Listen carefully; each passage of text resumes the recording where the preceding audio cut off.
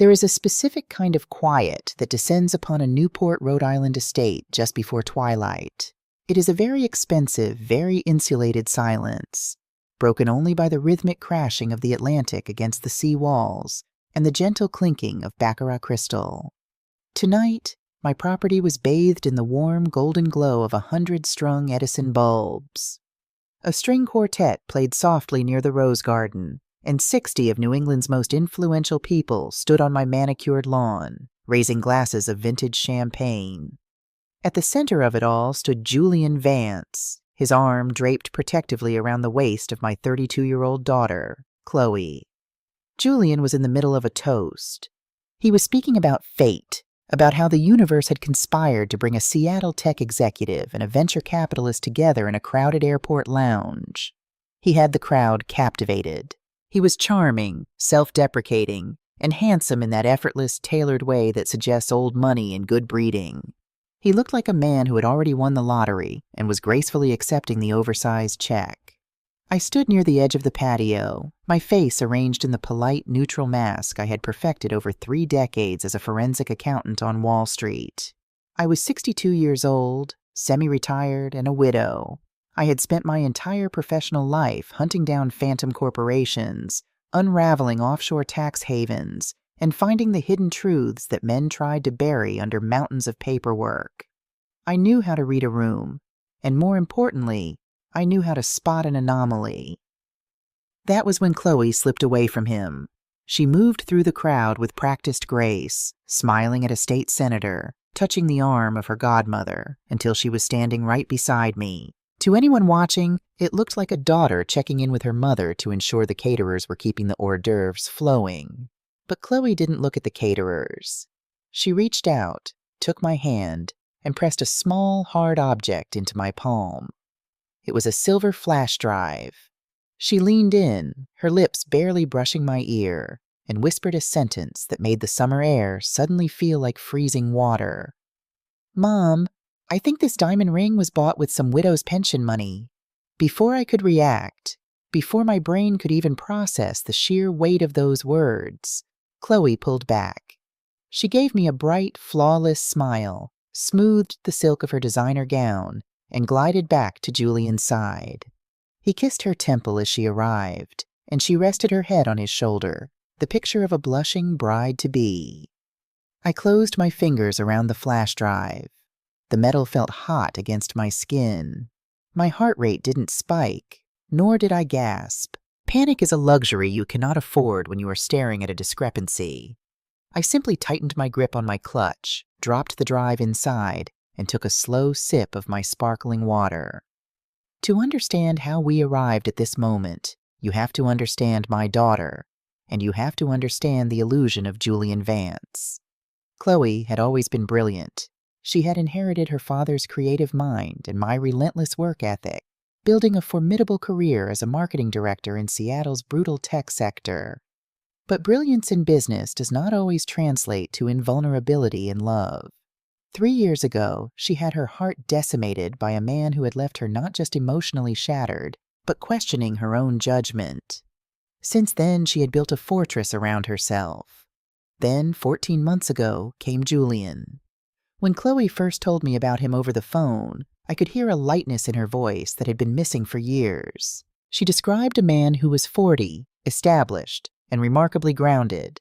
He ran a boutique venture capital firm, she said. He didn't play games. He remembered the names of her colleagues. He asked thoughtful questions, and he never made her feel like her ambition was an inconvenience. When I finally flew out to Seattle to meet him 6 months into their relationship, I took them to dinner at an obscenely overpriced restaurant overlooking Puget Sound. Julian was a masterclass in behavioral adaptation. He anticipated needs before they were voiced. He engaged me on the nuances of international tax law just enough to show respect, but not enough to seem like he was trying to prove his intelligence. He was, by all social metrics, perfect. But perfection, in my line of work, is the biggest red flag of all. When an auditor looks at a company's balance sheet and sees no depreciations, no unexpected liabilities, and margins that hit projections to the exact decimal point, they don't congratulate the CFO. They subpoena the hard drives. Because life is messy, and a flawless ledger is almost always a cooked ledger. Julian Vance felt like a cooked balance sheet. Nothing he said was factually inconsistent, and his affection for Chloe seemed genuine, but there was a frictionless quality to his existence that bothered me. His background was a smooth narrative of prep schools and savvy investments, but it lacked the texture of real human struggle. Yet I said nothing. Mothers of adult, independent daughters walk a razor-thin tightrope. If you attack a man your daughter loves without hard evidence, you do not expose the man. You only alienate your daughter. I chose to watch, and I chose to wait. The engagement had come fast, a sunset proposal on a private yacht in Cabo. The ring was a flawless 3-carat emerald cut. When Chloe called me, weeping with joy, I congratulated her. I played the part. But the knot in my stomach had tightened into a fist. Now, standing on the lawn of my Newport estate, feeling the weight of the flash drive in my purse, I realized my instincts hadn't just been right. They had been critically understated. I endured the rest of the party for 2 more hours. It was an exercise in extreme psychological endurance. I made small talk with Julian's supposed half-sister, Valerie, a woman who had cried delicate, cinematic tears during his toast. She spoke affectionately about their childhood, but when I looked into her eyes, I didn't see a sister's warmth. I saw the cold, assessing gaze of a coworker evaluating a successful presentation. By midnight, the last of the black cars had rolled down the gravel driveway. The caterers were packing up the linens. Chloe and Julian had retired to the East Wing guest suite. The house finally fell silent. I walked into my study, locking the heavy mahogany doors behind me. The room smelled of old paper and the single malt scotch I poured myself. I sat down at my desk, a massive antique piece my late husband had bought in London, and opened my laptop. The blue light of the screen illuminated the dark wood as I plugged in the silver flash drive. A single folder appeared on the screen. It was titled J_IPAD_backup. Chloe hadn't just suspected something. She had actively breached his security. My chest swelled with a dark, fierce pride. That was my girl. I opened the folder. It contained dozens of high-resolution screenshots. I clicked on the first one. It was an email from an encrypted server discussing the liquidation of assets related to a Project Vi. But it wasn't the emails that made the breath catch in my throat. It was the next sequence of images. Julian hadn't just been doing a background check on the Sterling family wealth. He had mapped it. Displayed across my screen was a highly sophisticated, multi-tiered schematic of the Sterling Trust. This was the financial fortress my husband and I had spent our lives building to ensure Chloe would be protected forever.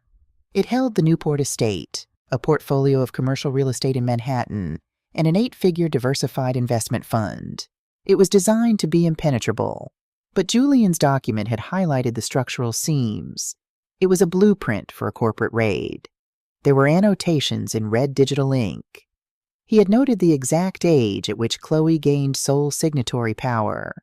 He had mapped out the jurisdictional differences between Rhode Island and Delaware trust laws. But most chilling of all was a flowchart detailing what would happen to the assets in the event of my death, and subsequently, in the event of Chloe's incapacitation or passing after the marriage. He hadn't just estimated her net worth. He had calculated the exact legal sequence required to drain the trust dry without triggering an SEC or IRS flag.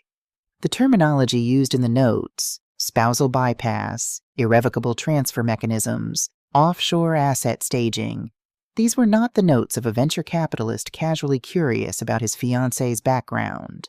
These were the meticulous plans of a professional predator. I scrolled to the final screenshot. It was a ledger.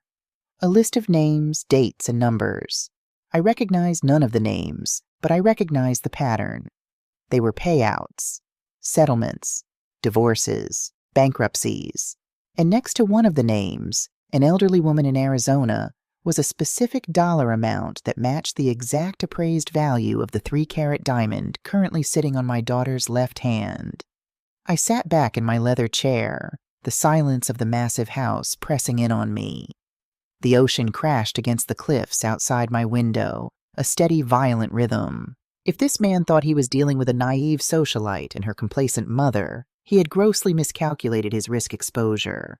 He had spent 14 months auditing my family. Now it was my turn to audit him, and I was going to tear his life down to the studs. The morning after the engagement party, the Newport estate was suffocatingly bright. Sunlight poured through the floor-to-ceiling windows of the breakfast room, illuminating the remnants of the facade we were all still forced to maintain. I sat at the head of the long mahogany table, sipping black coffee, watching Julian Vance expertly slice a piece of melon.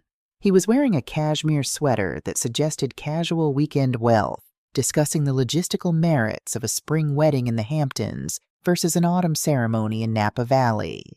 Chloe sat next to him.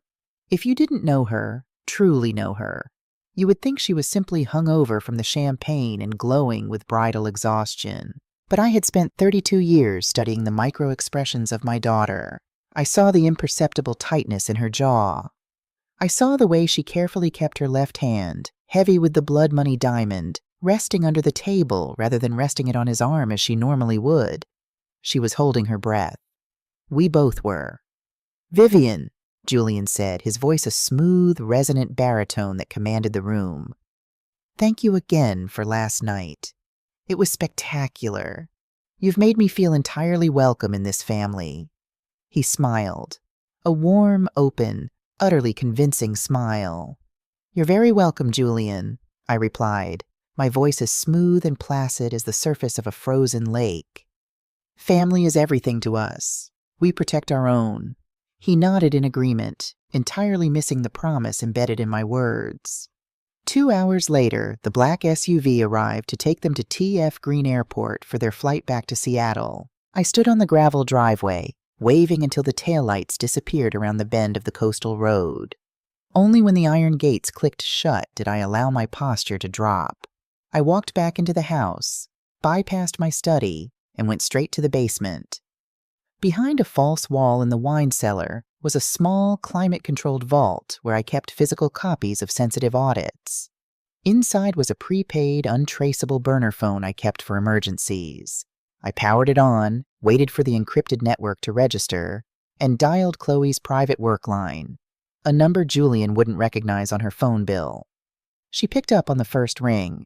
She was already at the airport, waiting in the VIP lounge while Julian was ostensibly taking a business call. "He's at the bar," Chloe whispered. Her voice, usually so commanding in Silicon Valley boardrooms, sounded thin, vibrating with a mixture of terror and revulsion. "Mom, I sat next to him in the car for an hour. I could smell his cologne. It took everything in me not to open the door and roll out onto the interstate. What do we do? Do I call the police? Do I just leave my ring on the counter when we get to Seattle and vanish?" "Listen to me very carefully, Chloe," I said, my tone shifting from mother to general. "If you run, he runs. He will realize you saw the iPad. He will scrub his servers, liquidate whatever accounts he's currently draining, and disappear into the wind. And worse, he will still have the complete architectural blueprint of the Sterling Trust. He will be a ghost with a map to our entire financial existence. We do not let him run." "So what do I do?" she asked, her breathing ragged. "You do what you do best," I told her.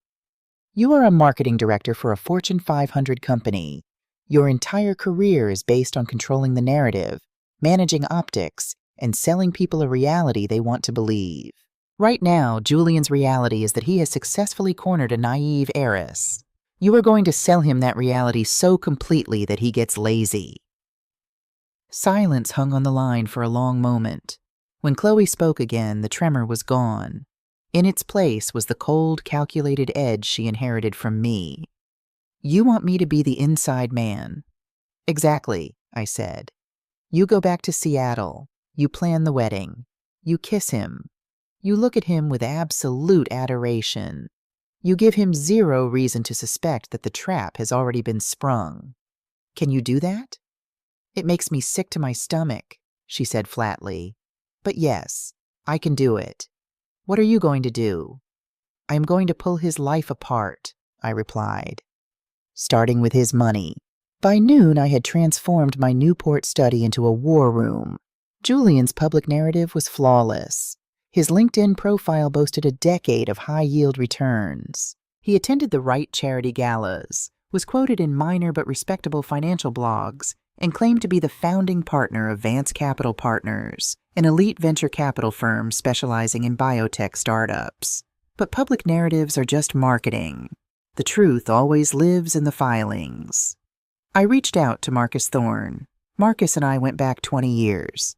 He was a former enforcement director for the Securities and Exchange Commission, SEC, who had left government work to start an ultra-discreet corporate intelligence firm in Manhattan.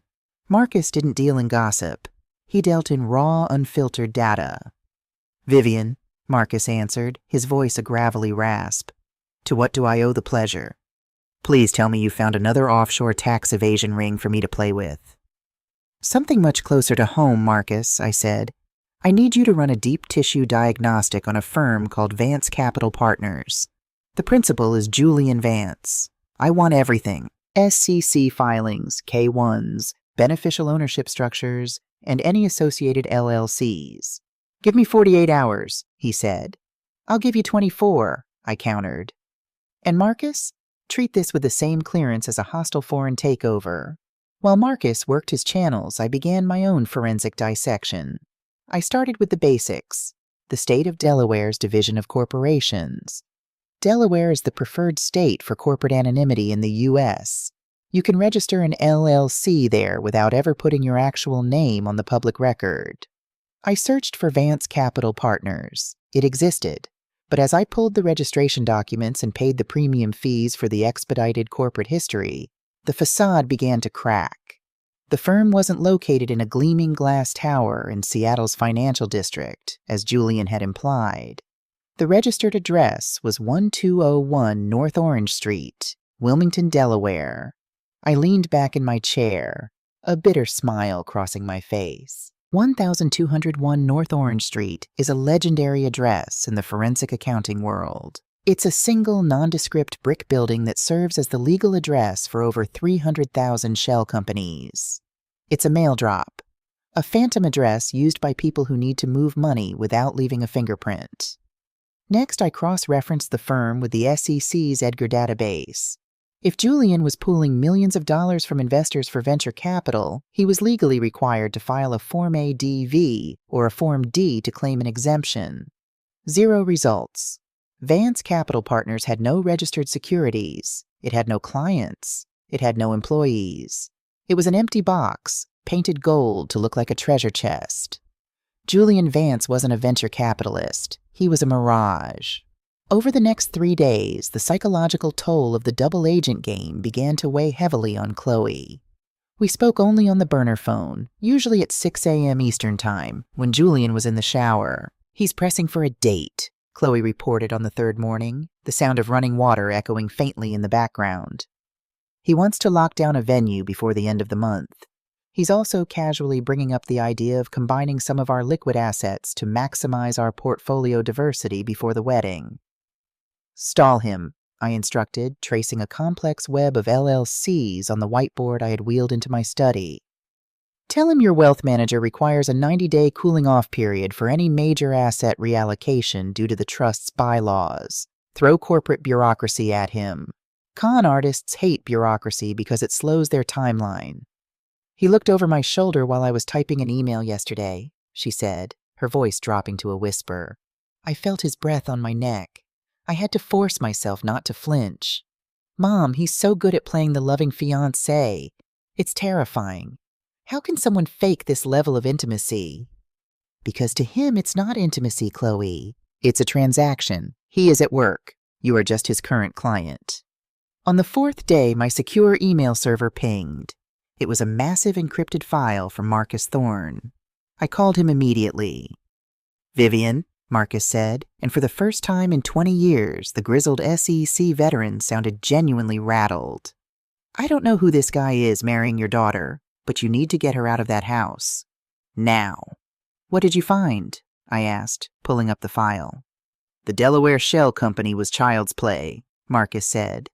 He uses it to funnel money from temporary LLCs that he burns down every 3 years. But that's not the headline. You asked me to look into his immediate family, the half-sister, Valerie Vance.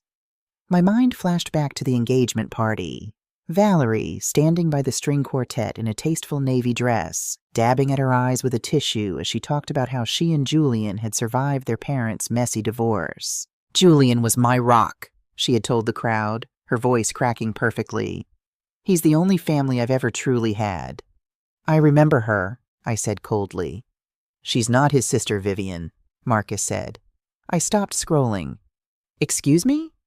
I ran her photo from the engagement party through a proprietary facial recognition database tied to state DMV records and civil litigation filings, Marcus explained. Her real name is Valerie Pierce, born in Odessa, Texas. No shared parents with Julian, no shared birth state, no blood relation whatsoever. Then who is she?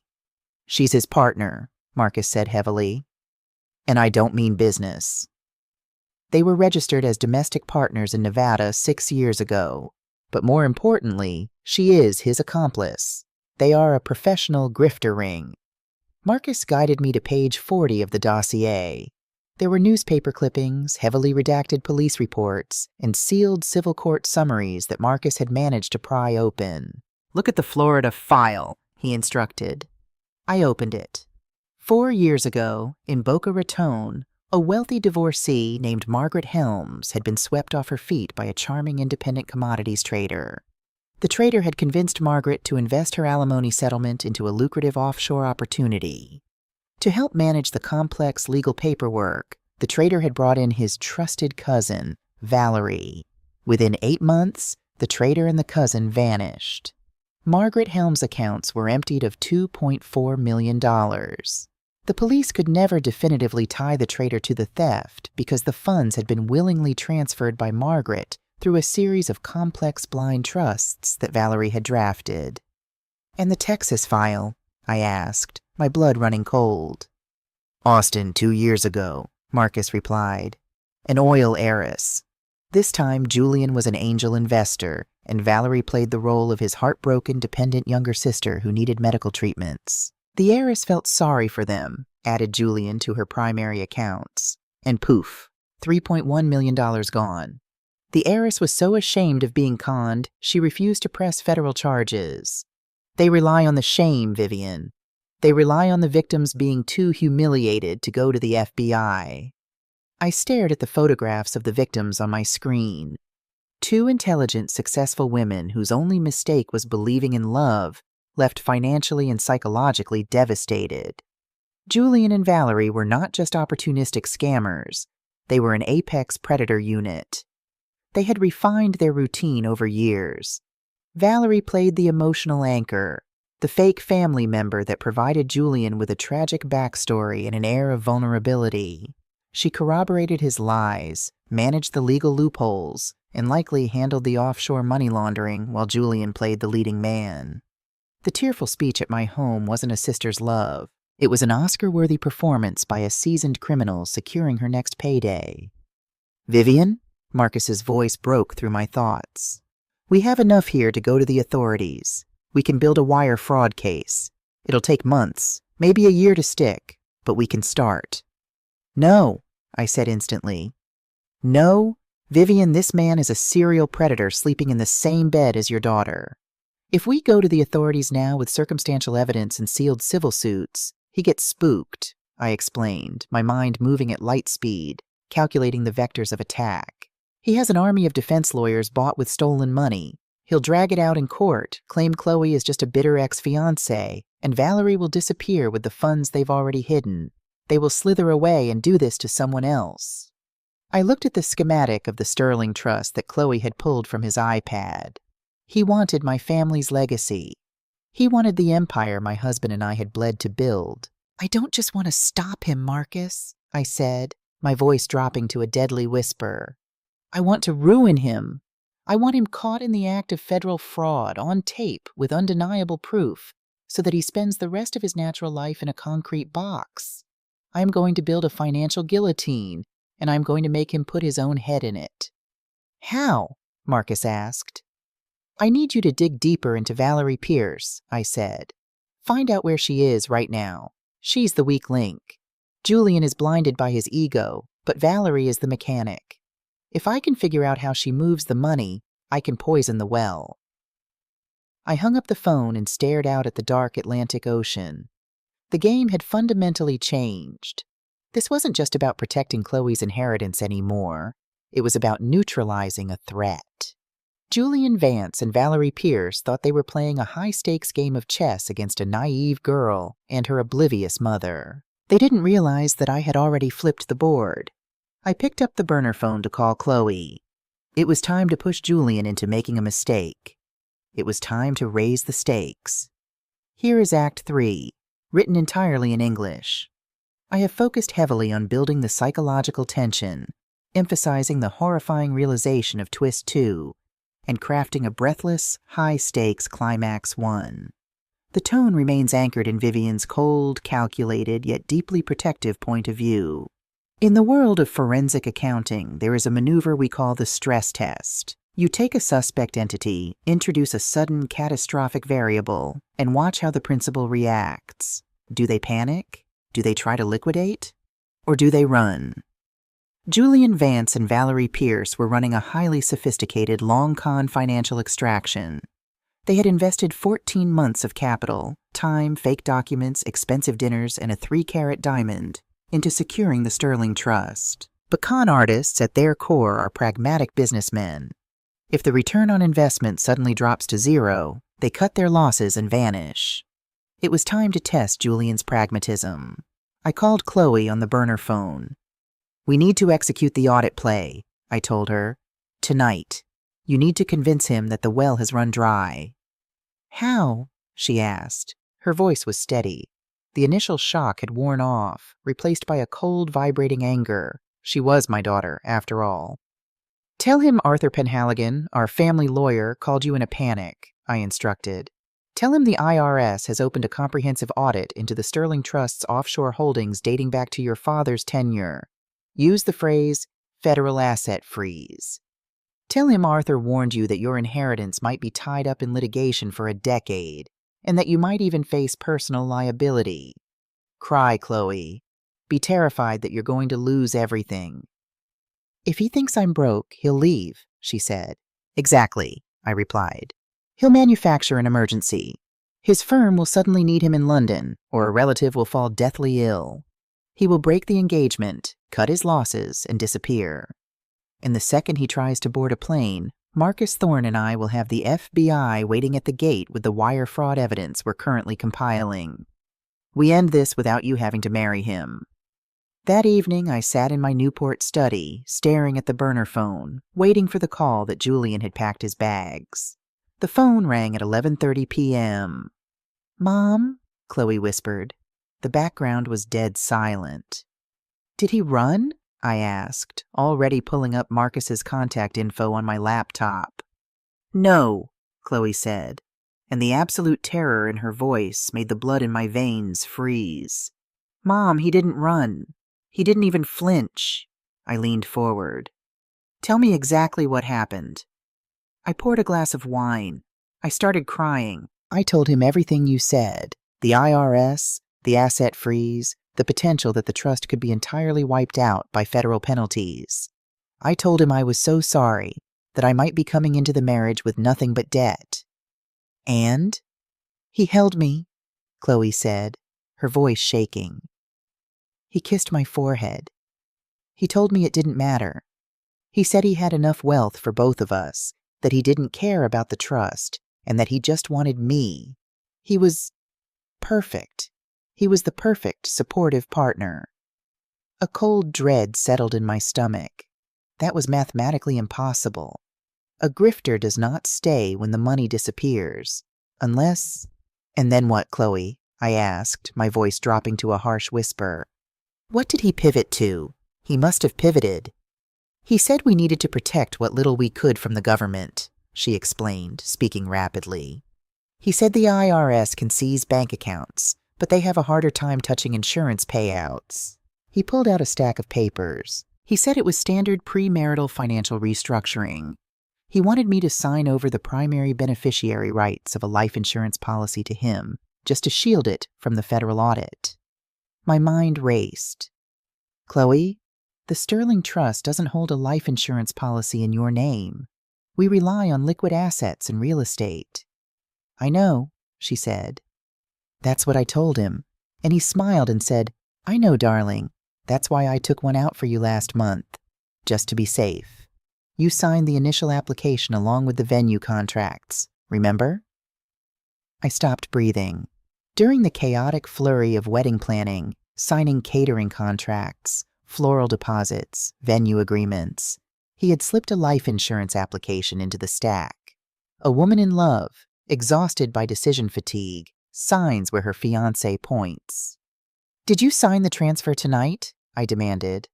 No, I faked a migraine, she said. I locked myself in the guest bathroom. Mom, what is happening? Stay in the bathroom, I ordered. Do not hang up. I opened a secure browser and accessed a private subscription-only database used by forensic actuaries to track high-yield corporate and personal insurance policies. I bypassed the standard search parameters using Julian's social security number, which Marcus had uncovered, and Chloe's legal name. The search bar spun for 3 agonizing seconds. Then, the result populated. Policy provider, Apex Global Assurance. Insured, Chloe Elizabeth Sterling. Primary beneficiary, Julian Todd Vance. Policy type, term life, accelerated underwriting. I looked at the payout amount. The numbers blurred for a fraction of a second before snapping into horrifying focus. $10 million. And right beneath it, a rider clause that made my heart physically ache. Double indemnity in the event of accidental death. $20 million if Chloe died in a car crash, or fell down a flight of stairs, or drowned on their honeymoon. Chloe, I said, my voice eerily calm. The kind of calm that only comes when you are staring directly into the eyes of a monster.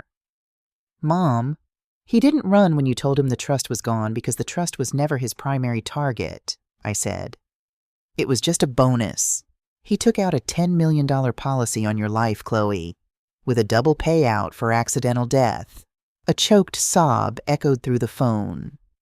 He doesn't want to marry you to steal your money, I told my daughter, gripping the edge of my mahogany desk so hard my knuckles turned white. He wants to marry you so he can murder you. The rules of engagement had irrevocably changed. We were no longer investigating a white-collar crime. We were preventing a homicide. If we went to the police now, Julian would claim the insurance policy was a standard marital precaution. Chloe had signed the application after all. The police couldn't arrest a man for buying life insurance. If we spooked him, he would simply vanish into the ether with Valerie, avoiding justice, only to resurface in another city under a new name, hunting a new woman. I refused to let him walk away. I wanted to trap him in a cage of his own making, and to do that, we needed the physical proof of his intent. We needed the master policy document, which contained the forged medical underwriting signatures Valerie had likely provided, proving it was a coordinated fraud. Where does he keep his sensitive files? I asked Chloe the next morning. His home office, she replied. But it's always locked.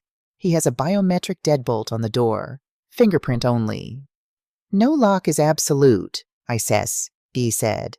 Does he leave the door open when he goes to the bathroom? When he gets coffee? Never, she said. But yesterday, the Wi-Fi router reset. He had to go into the hallway utility closet to fix it. He left the office door cracked for about 30 seconds. That's our window, I told her. The next time he leaves the house, you go in. We need high-resolution photos of that policy, specifically the signature pages and the broker contact information. We need to tie Valerie's IP address to the policy creation. The opportunity arrived 2 days later. A torrential downpour had descended upon Seattle, the kind of heavy, relentless rain that turns the sky the color of bruised iron. Julian announced over breakfast that he had an emergency board meeting downtown and would be gone for at least 3 hours. He kissed Chloe deeply, told her he loved her, and walked out the door. Chloe waited until she saw the taillights of his Range Rover disappear down the wet street. Then she moved. She recounted the next 45 minutes to me later, detail by detail, and it is a sequence of events that will haunt me for the rest of my life. Chloe walked to the master bedroom and opened the utility panel in the closet. She didn't reset the router. She physically unplugged the fiber optic cable. The house plunged into a digital blackout. The smart home features, the security cameras, and the biometric lock on Julian's office door, which relied on a continuous network connection to verify the encryption hash, defaulted to its fail-safe mode. The fail-safe wasn't a fingerprint. It was a physical backup key. Chloe had spent the last 2 days turning his life upside down while he slept. She had found the backup key taped to the underside of a false bottom in his humidor. She retrieved the key, walked down the hallway, and slid it into the manual override slot beneath the biometric scanner. The deadbolt clicked with a heavy, satisfying thud. She pushed the door open. Julian's office was pristine. Dark leather, minimalist glass desk, no loose papers. It looked like the office of a man who had nothing to hide, which meant the hiding place was exceptional. Chloe bypassed the desk. Con artists don't leave their lifelines in a desk drawer. She went straight to the built-in bookshelves. She pulled books, checked behind frames, and finally knelt before a heavy, antique globe resting on a mahogany stand. She tilted the globe on its axis. The southern hemisphere unscrewed. Inside was a fireproof document bag. She pulled it out, unzipped it, and her hands began to shake. There it was, the Apex Global Assurance Master Policy, the Delaware LLC registration for Vance Capital, and a secondary passport with Julian's face, but the name Todd Masterson. She pulled out her phone and began photographing every single page. Her breathing was shallow. The house was dead silent except for the rhythmic drumming of the rain against the large windows. Click, flip, click, flip. She was on page 14 of the insurance policy, the medical underwriting section where someone had perfectly forged her signature stating she had no history of heart conditions, when a sound cut through the noise of the rain. It was the electronic chime of the garage door opening downstairs. Chloe froze. Her heart slammed against her ribs. Julian was supposed to be gone for 3 hours. He had been gone for 20 minutes. Maybe the meeting was canceled. Maybe he forgot a file. It didn't matter. He was home. She heard the heavy thud of the garage door shutting, then the sound of his dress shoes on the hardwood stairs. Thump, thump, thump. Panic, cold and sharp, flooded her system. If he caught her in here, with his fake passport and the life insurance policy in her hands, she wouldn't make it out of the house alive. The $10 million would become instantly payable. An accidental fall down the stairs. A tragic struggle with a home invader. She had less than 30 seconds. Chloe shoved the documents back into the fireproof bag. She shoved the bag back into the globe, screwed it shut, and spun it so the seam was hidden. Thump, thump, thump. He was at the top of the stairs. He was walking toward the office. She lunged for the door, intending to lock it and pretend she was in the hallway, but she saw the doorknob begin to turn. He was already there. There was only one other exit. The office had French doors that opened onto a narrow wraparound balcony connecting to the master bedroom. Chloe didn't hesitate. She threw open the French doors and slipped outside into the freezing rain, pulling the glass doors shut behind her just a fraction of a second before Julian stepped into the office. Through the rain-streaked glass, she watched him. He looked annoyed. He walked over to the desk, completely unaware that his fiancée was standing 3 feet away, pressed against the brick exterior of the house in a torrential downpour. Chloe couldn't stay there. If he looked out the window, she was dead. She had to get to the master bedroom. She began to edge along the balcony. The wind howled off Puget Sound, whipping her hair across her face. The stone ledge was incredibly slick. She was wearing only socks. She had taken off her shoes so he wouldn't hear her walking, and the freezing water soaked through them instantly. She took a step. Her foot slipped on the wet stone. She pitched backward toward the railing, a silent scream dying in her throat. Below her was a 2-story drop onto a concrete patio. Her hand shot out, gripping the wrought iron railing with enough force to bruise the bone. She caught herself, her chest heaving, the icy rain plastering her clothes to her skin. She forced herself to breathe. Control the narrative, my voice echoed in her head.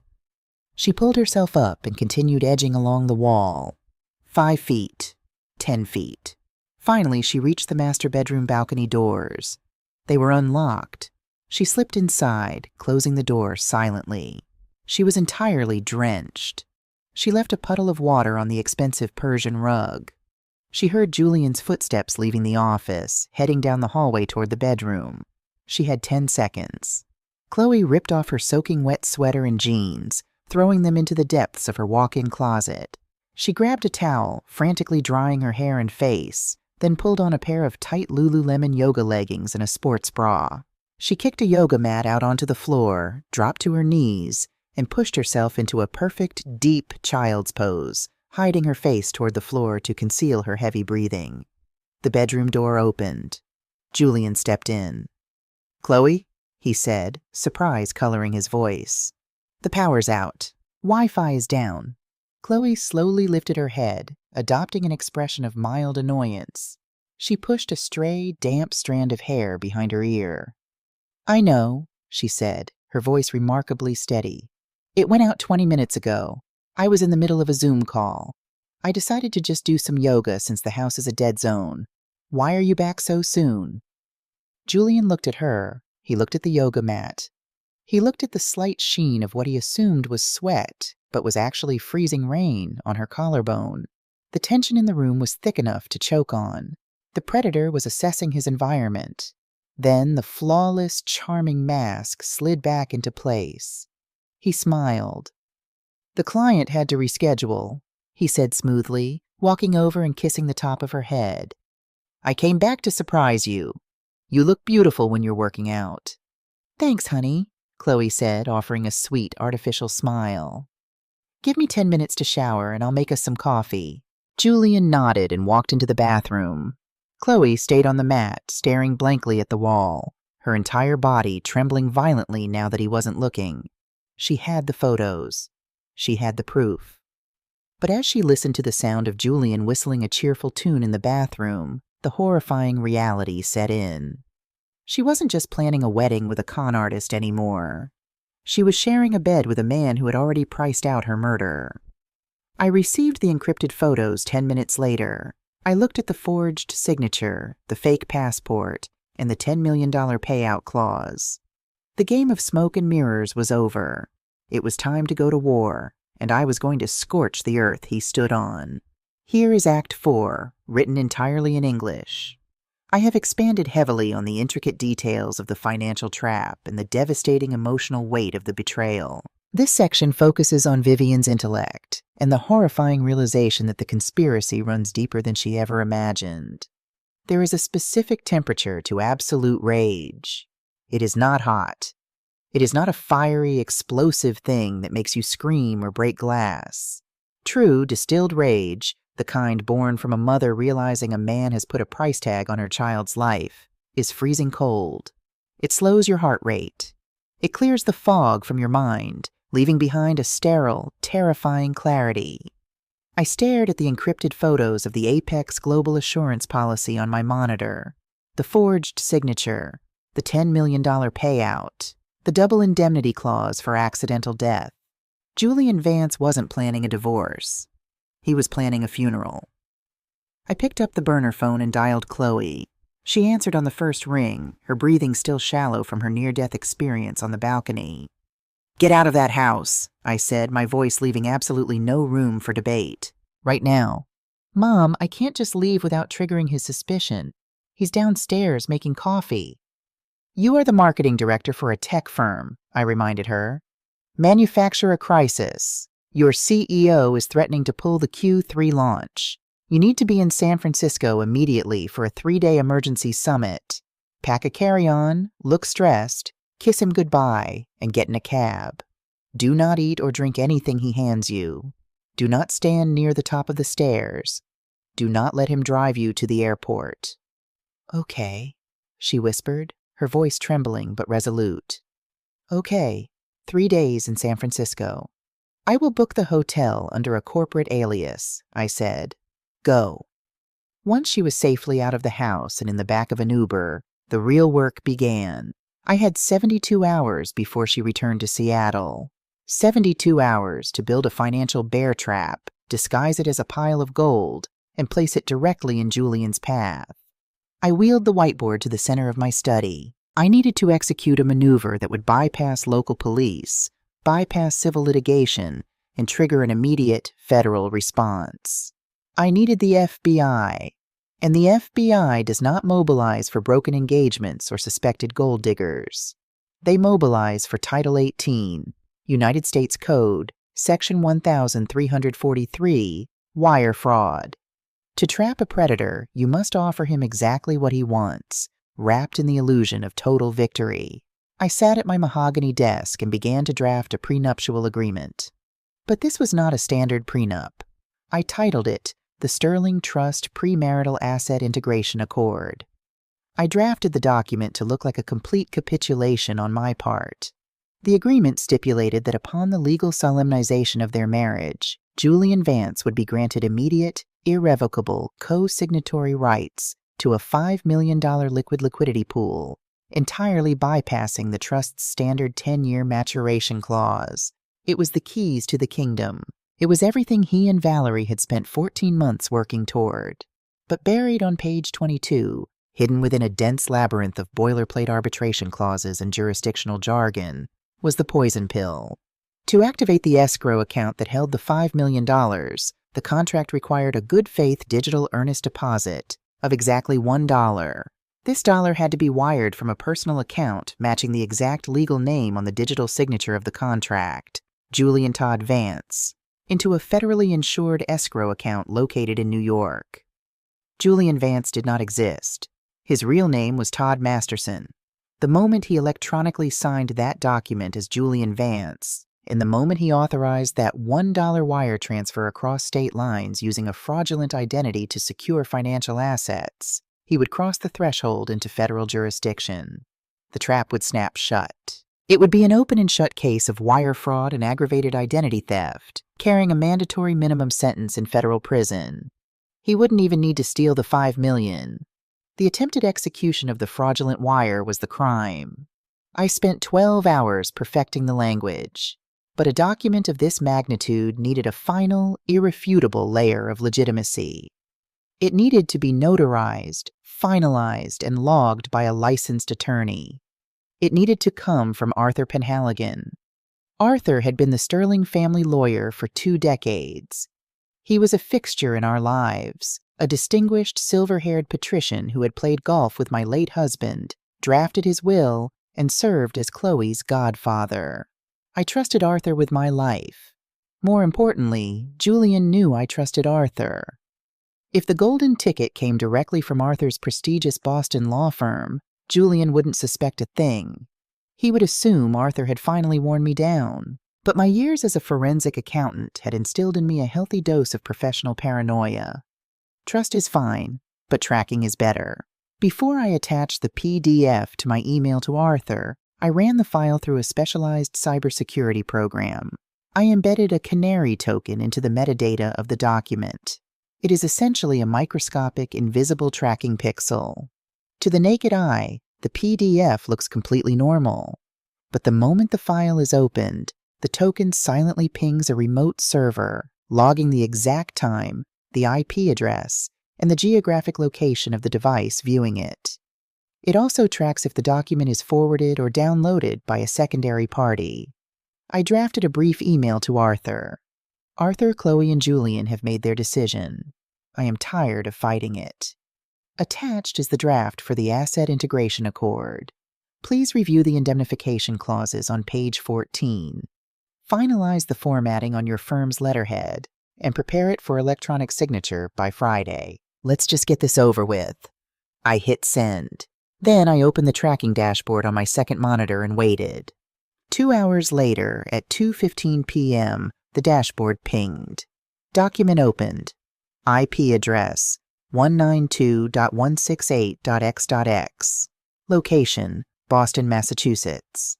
Device, Arthur_Penhaligon_desktop. Perfect. Arthur was reviewing the file at his firm. I took a sip of my scotch, satisfied that the wheels were in motion. I expected Arthur to call me. I expected him to argue, to tell me I was being foolishly generous with the trust's liquidity. I waited for the phone to ring. It didn't. Instead, at 3:45 p.m., the dashboard pinged a second time. A cold spike of adrenaline shot through my chest. The document hadn't just been opened again. It had been forwarded and opened by a secondary source. I stared at the screen, my eyes narrowing at the data populating the dashboard. Document opened. IP address, masked/VPN. Traceroute. Location, Las Vegas, NV. Device, Mac_OS_unknown, Las Vegas. Marcus Thorne's dossier had placed Valerie Pierce, Julian's sister and partner in crime, in a boutique hotel in Las Vegas just 3 days ago, allegedly scouting a location for her next mark. I picked up the burner phone and dialed Marcus. "Trace a live ping for me," I said the moment he answered, reading off the encrypted IP routing sequence. "Break the VPN. I need to know exactly what device is looking at my PDF." I listened to the frantic clacking of Marcus's keyboard for 3 agonizing minutes. "Got it," Marcus said, his voice tight.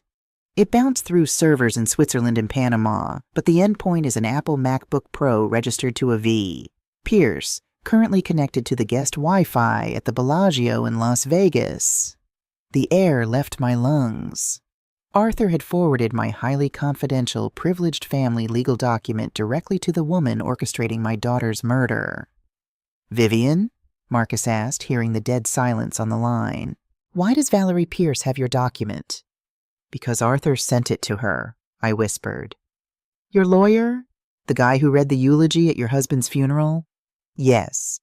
At 4:30 p.m., an email arrived in my primary inbox. It was from Arthur. "Vivian, I have reviewed the accord. It's generous, but if this is what it takes to bring peace to the family, I support you." I made a few minor boilerplate adjustments for compliance and shifted the jurisdiction clause to ensure a smoother transition. Ready for signatures.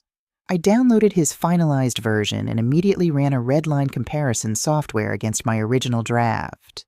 The screen highlighted Arthur's changes in bright red. They weren't boilerplate adjustments. Arthur had systematically neutered the trap. He had changed the wording of the earnest deposit from a mandatory wire transfer to a waivable good faith pledge. He had shifted the legal jurisdiction of the contract from federal purview back to standard civil arbitration. If Julian signed Arthur's version, no federal crime would be committed. He would simply get the $5 million, free and clear. I sat back in the dark, heavy silence of my study. The mahogany walls suddenly felt like the inside of a coffin. Julian and Valerie hadn't just researched Chloe. They had audited our entire lives. They knew that the Sterling Trust was impenetrable without the cooperation of the gatekeeper. So they hadn't just seduced my daughter. They had bought my lawyer. Why? How do you buy a man like Arthur Penhaligon, who makes 7 figures a year? I didn't need Marcus to tell me. I already knew the signs. I logged into a restricted offshore banking registry I used during my days on Wall Street. I searched Arthur's name, cross-referencing it with shell companies in the Cayman Islands. It took 20 minutes to find the rot. Arthur wasn't just a lawyer. He was a silent partner in a disastrous commercial real estate venture in Dubai that had collapsed 3 years ago. He was drowning in over $8 million of undisclosed debt, leveraging client escrow accounts to cover his margin calls. He was desperate, and Julian Vance, smelling blood in the water, had offered him a lifeline. "Help me secure the Sterling Trust, and I'll give you a 20% cut to make your debts disappear." Arthur had sold Chloe's life for a fraction of her inheritance. A profound, suffocating sense of isolation washed over me. I looked at the photograph of my late husband on my desk. "I promised you I would protect her," I thought. "But the walls are breached. The guards have turned. I could not go to the police. The local authorities would see a respected attorney, a wealthy fiancé, and a paranoid mother spinning conspiracy theories. The FBI wouldn't move without the wire fraud trigger, which Arthur had just dismantled. I was completely alone. If I confronted Arthur, he would tip off Julian, and Julian would trigger the backup plan. the $10 million life insurance policy. Chloe would have a fatal accident in San Francisco before I could even reach her. I had to play the most dangerous game of my life. I had to outcon a ring of professional grifters, and I had to do it using their own corrupted lawyer as the delivery mechanism. I opened the document Arthur had sent me. I accepted all of his changes. To Arthur, and to Valerie in Las Vegas, it would look like I had surrendered. It would look like the golden goose was finally ready to be slaughtered. But then, I wrote a brand new clause. I didn't hide it in the arbitration section. I buried it inside the digital metadata of the signature block itself, a macro script designed to execute only when the final digital signature was applied via Arthur's proprietary legal software. It was a confession statement. By applying a digital signature to the document, the signatory unwittingly authorized a secondary, hidden transmission, a complete release of all medical privacy rights, an admission of utilizing fraudulent identification, Todd Masterson, and an automated forwarding of the Apex Global Assurance policy directly to the FBI's Cybercrimes Division, flagged as an active threat to life. It was highly unorthodox. It was arguably legally gray. But I wasn't trying to win a civil suit anymore. I was trying to drop a tactical nuke on a dinner party. I saved the document. I replied to Arthur's email. Arthur, the changes look perfect. Thank you for always looking out for us. Let's execute this on Friday evening at the rehearsal dinner. I want to hand Julian the finalized, signed portfolio as my official welcoming gift to the family. I closed my laptop. Outside, the sun was setting over Newport, casting long, blood-red shadows across the lawn. Julian Vance thought he was attending a rehearsal dinner. He didn't know he was walking into his own execution. And Arthur Penhaligon, the man who had kissed my cheek at my husband's funeral, was going to be the one who pulled the lever. I picked up the burner phone to call Chloe. We had a wedding rehearsal to prepare for. The rehearsal dinner was held at the Chandler at Cliff Walk, one of Newport's most exclusive venues.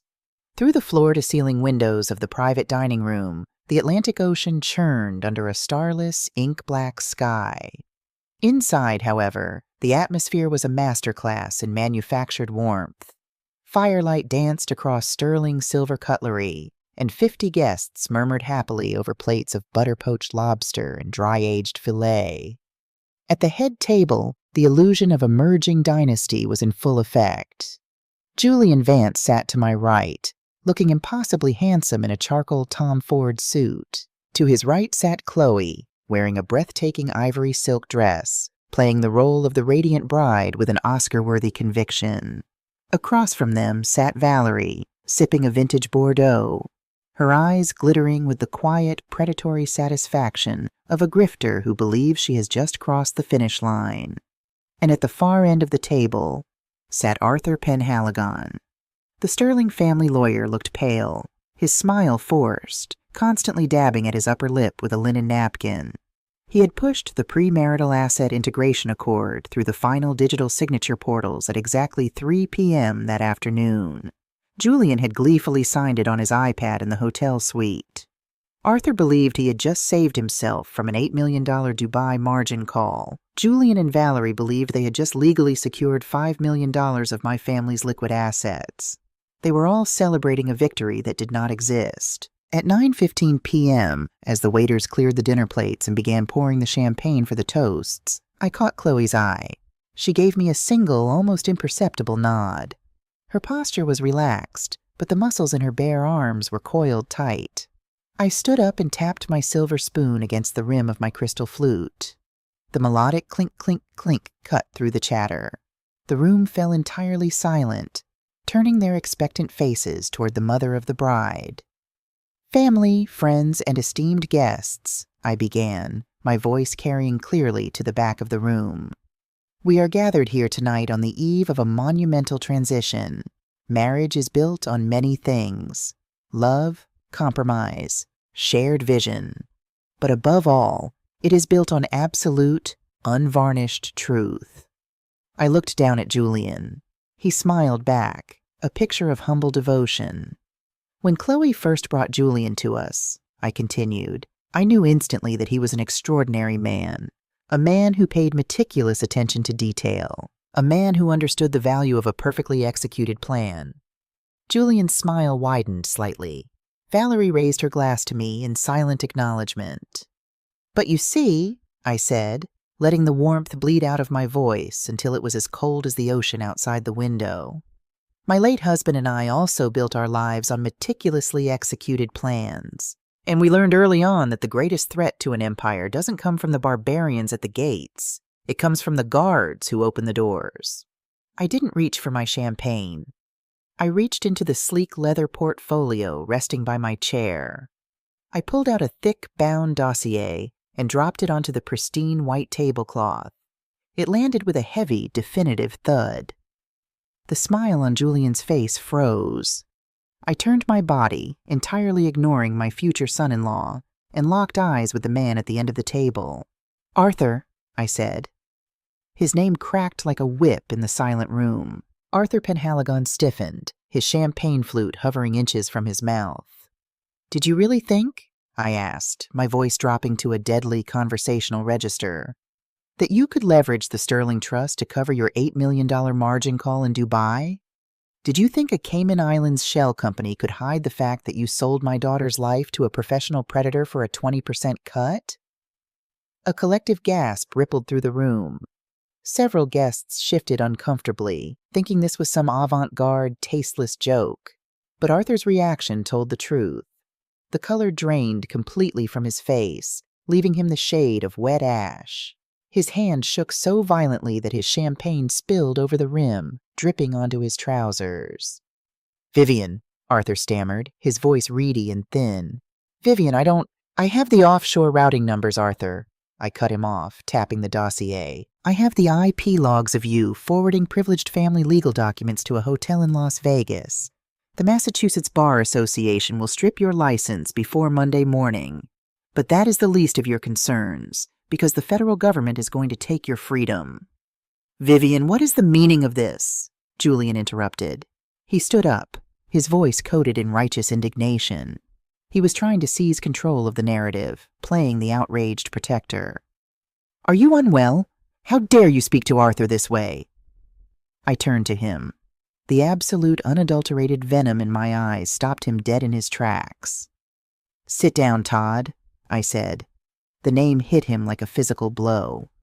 The righteous indignation vanished, replaced instantly by the cold, blank stare of a cornered animal.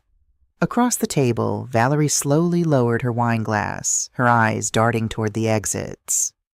"Yes, Todd Masterson," I addressed the room, though my eyes never left his. "Not Julian Vance. There is no Vance Capital Partners. There is only a mail drop in Delaware and a string of ruined women in Florida and Texas."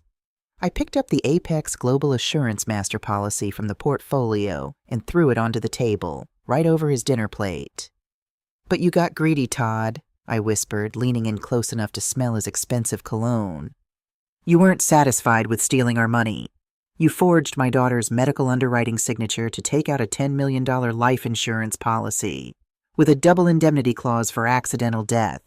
You were going to murder my only child." The room erupted into horrified murmurs. Chloe's godmother let out a choked cry. Julian's mask shattered completely. The charming venture capitalist disappeared, and the violent, desperate street grifter took over. He realized the doors were closing. He needed leverage, and he needed it immediately. He lunged to his right, his hands shooting out to grab Chloe by the throat, intending to drag her backward toward the service doors to use her as a human shield. "Chloe!" a guest screamed, but Chloe wasn't the terrified, passive girl he thought he had manipulated for 14 months. She had spent the last 3 days in San Francisco not at a tech summit, but in a private gym with my personal security detail, drilling this exact scenario until her knuckles bled. As Julian's hands darted toward her neck, Chloe didn't flinch. She pivoted on her heel, dropping her center of gravity. With brutal, calculated precision, she drove the heel of her palm upward, smashing it directly into the cartilage of Julian's nose. A sickening crunch echoed in the dining room. Julian bellowed in pain, his hands flying to his face as blood sprayed across the pristine tablecloth. Before he could recover, Chloe stepped inside his guard, hooked her leg behind his knee, and drove her elbow into his sternum. He went down hard. crashing through a tray of champagne flutes and hitting the hardwood floor with a massive thud. Chloe stood over him, her ivory silk dress spotless, her chest heaving, staring down at the man who had tried to price out her life. The heavy mahogany doors of the private dining room burst open. Marcus Thorne strode in, flanked by 4 federal agents from the FBI's white-collar and violent crimes divisions, their badges flashing in the firelight. "Nobody move!" the lead agent barked, though no one except Valerie was trying to. An agent intercepted her halfway to the kitchen doors, slamming her face first against the oak paneling and snapping handcuffs onto her wrists. 2 agents hauled a bleeding, disoriented Julian to his feet, forcefully securing his arms behind his back. "You have nothing," Julian spat, blood dripping from his chin onto his ruined Tom Ford suit. He glared at me with pure, unadulterated hatred. "You have circumstantial evidence and an insurance policy she signed. Arthur finalized the asset accord. I signed it this afternoon. I am legally entitled to that $5 million, and I will tie you up in civil court until you die, you old bitch." I walked slowly around the table, the shattered glass crunching under my heels, until I was standing inches from him. "You really should have read the terms and conditions, Todd," I said softly. "I read every word Arthur sent," he sneered. "I know the law." "You know the law, but you don't know code," I replied, a chilling smile touching the corners of my mouth. "The document you enthusiastically electronically signed at 3 p.m. today wasn't the premarital asset integration accord. Arthur thought it was. You thought it was. But I embedded a self-executing macro script into the metadata of the signature block." Julian's eyes widened slightly, the bravado beginning to leak out of him. "When you applied your digital signature," I explained, speaking slowly so he could absorb every agonizing detail of his defeat, "the script executed a secondary synthesized document. It was a legally binding confession statement. You formally waived all rights to contest civil and federal claims from Margaret Helms and your victims in Texas.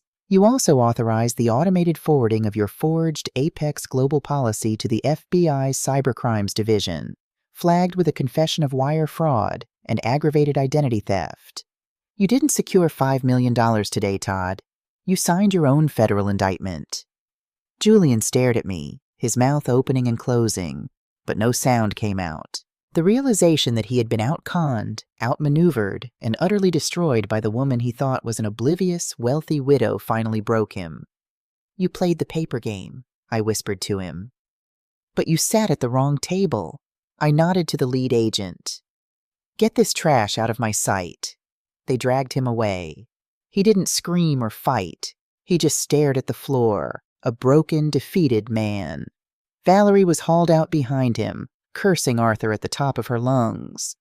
And Arthur, my husband's oldest friend, sat weeping silently into his hands as an agent read him his Miranda rights. The room slowly emptied of federal agents, leaving behind a stunned, breathless silence among the remaining guests. I looked across the wreckage of the rehearsal dinner. Broken glass, spilled wine, ruined lives. Then I looked at my daughter. Chloe walked around the table and wrapped her arms around me. She was trembling, the adrenaline finally leaving her system, but she was standing tall. "It's over," she whispered into my shoulder. "Yes," I said, holding her tighter than I ever had in my life. "It's over." I looked out the window at the dark Atlantic. My husband had spent his life building a financial fortress to protect our family. But a fortress is only a pile of stones if there is no one willing to stand on the walls and fight. Tonight, I had defended the walls, and I had taught my daughter how to hold the sword. They say love is blind, but it shouldn't be. Real love, the kind of love a mother has for her child, sees everything. It pays attention. It reads the fine print, and when the monsters come knocking, dressed in tailored suits and armed with perfect smiles, real love doesn't just lock the door, it burns them to the ground. Dưới đây là phần cuối cùng của kịch bản, được viết bằng tiếng Anh với một tông giống đầy chiêm nghiệm, mạnh mẽ và vô cùng điện ảnh, tạo ra một cái kết hoàn hảo, outro, cho video YouTube 90 phút của bạn. Epilogue: The Legacy of Vigilance. 6 weeks after the rehearsal dinner, the Newport estate finally reclaimed its quiet. The autumn air had turned crisp, carrying the sharp, salty scent of the Atlantic. Chloe and I sat on the back patio, wrapped in cashmere throws, watching the sun dip below the horizon. A bottle of vintage Cabernet sat between us. Todd Masterson and Valerie Pierce were sitting in federal holding cells, facing a mountain of wire fraud and attempted murder charges they had no hope of beating. Arthur Penhaligon had been publicly disbarred, his assets seized, his reputation turned to ash. The Sterling Trust remained untouched. Chloe swirled the dark wine in her glass, her eyes fixed on the rolling waves. She was different now. The naive softness was gone, replaced by a quiet forged steel. I had never been prouder of her. "Mom," she said softly, breaking the comfortable silence. "I've been thinking about the night of the engagement party, the very beginning of all this." "What about it?" I asked. "The iPad," she said, looking at me with a sudden piercing clarity. "Julian was paranoid. He used biometric locks, rotating passwords, encrypted servers. He never left his devices unlocked, not even for 10 seconds. So how did I just happen to walk into the bedroom when the screen was glowing, fully unlocked, displaying the exact blueprint of our trust fund?" I took a slow sip of my Cabernet, letting the complex notes settle on my tongue. A small, knowing smile touched the corners of my mouth. "You're right, Chloe. He was far too meticulous to make a mistake like that," I said. "It wasn't luck," she blinked. "Then what was it? Do you remember the Austin file? The heiress he and Valerie conned 2 years ago?" I asked. Chloe nodded. "She was too humiliated to go to the police, yes. But her younger sister is a senior cybersecurity engineer. She spent 2 years hunting Todd in the shadows, quietly building a back door into his personal network. She couldn't get her sister's money back, but she could watch his every move." Chloe's eyes widened as the realization hit her. "She saw the wedding announcement in the society pages," I explained. "She knew exactly what he was planning to do to you. So on the night of your engagement, she pinged his device. She remotely woke his iPad, bypassed the lock screen, and pulled up that specific spreadsheet the exact moment she tracked your phone's location entering the guest suite." A stunned silence washed over the patio. "She handed you the knife, Chloe," I whispered. "It was an invisible alliance, a network of women who refused to let another woman walk into the dark alone." Chloe looked down at her hands, no longer bearing the weight of a blood money diamond, but the strength of her own survival. She smiled, raising her glass to the unseen woman in Texas. "People like to say that love is blind. It is a romantic, dangerous lie. Love is not blind. People simply choose to blind themselves because the truth is too inconvenient, too painful, or too disruptive to the fairy tale they desperately want to believe." When my husband died, he asked me to protect our daughter. For a long time, I thought protection meant building an ivory tower. I thought it meant insulating her from the cruelty of the world, wrapping her in wealth and security so that nothing could ever hurt her. But this ordeal taught me the ultimate truth of parenting. You cannot protect your children by keeping them in the dark. You protect them by turning on the harsh, unforgiving lights. You teach them to read the fine print. You teach them to trust the cold knot in their stomach when a perfect smile doesn't reach a man's eyes. Real protection isn't a wall. It is a sharpened instinct. It is teaching your daughter that she does not need a prince to save her, especially when she has the intellect to audit the dragon and the courage to burn his kingdom to the ground.